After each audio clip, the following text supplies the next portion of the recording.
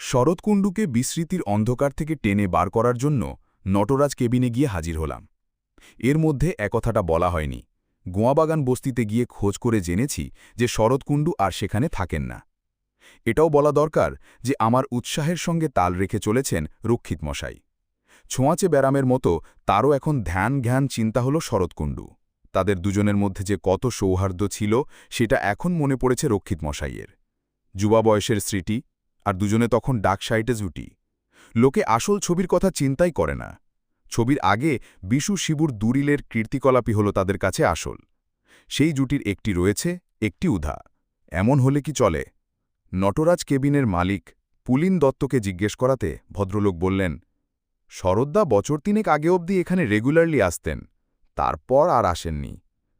তিনি কি কোনো কাজটাজ করতেন? সে কথা তাকে অনেকবার জিজ্ঞেস করেছি, বললেন পুলিন দত্ত, কিন্তু কোনো সোজা উত্তর কখনো পাইনি।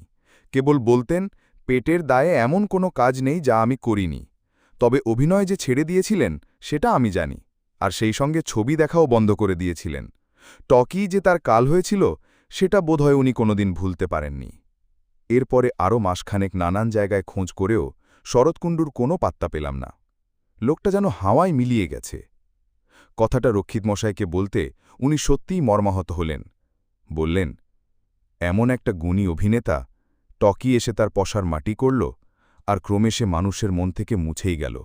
এখন আর তাকে কে চেনে? সে তো বেঁচে থেকেও প্রায় মরারই সামিল। শরৎকুণ্ডুর ব্যাপারে আর কিছু করার নেই বলে আমি কাজের কথায় চলে গেলুম। ভদ্রলোককে একটা প্রশ্ন করার ছিল। বললুম, আপনার একটি সাক্ষাৎকার দিতে কোনো আপত্তি আছে কি? কে চাইছে সাক্ষাৎকার? আমি নরেশ সান্যালের কথা বললুম। ভদ্রলোক সেদিন সকালে ফোন করেছিলেন, আগামীকাল আসতে চান। বেশ তো, সকালে 10টায় আসুক, তবে বেশি সময় যেন না নেয়। নরেশ সান্যাল ফোন নাম্বার দিয়ে দিয়েছিলেন, আমি তাকে খবরটা জানিয়ে দিলাম।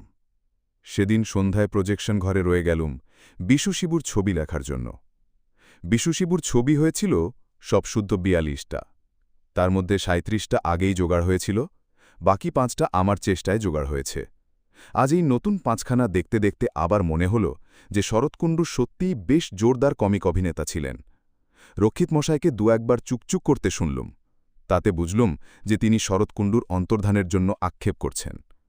পরদিন সকালে আমি আসার 10 মিনিটের মধ্যেই নরেশ সান্যাল এসে পড়লেন। রক্ষিত মশাই তৈরিই ছিলেন। বললেন, আগে চা হোক, তারপর ইন্টারভিউ হবে। সান্যাল মশাই কোনো আপত্তি করলেন না। সকালে 10টায় রোজই রক্ষিত মশাই চা খান, এবং সেই সঙ্গে আমিও খাই। এই সময়টাতেই আমাদের যা কিছু আলোচনা করবার তা হয়ে যায়।